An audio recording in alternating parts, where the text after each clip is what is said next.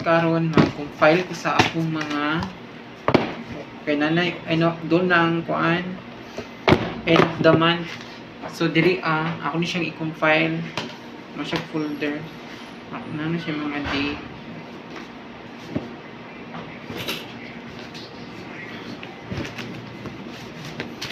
Dayon after ni sa kuan kaya na i-submit mo namin sa head office. Di siya makuan do. Di siya makuan ni bitaw.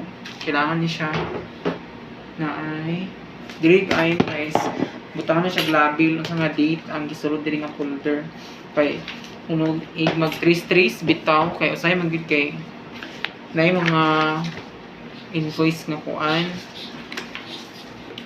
ma-missing ba i-trace man na siya, so kailangan gina siya ikuan naka-by date ang pag-compile niya, hindi siya basta-basta kay kung mawala-wala na hindi mo mapapangita mabutangan kag kuan warning later ganun wala ni mo siya i-compile o tarong.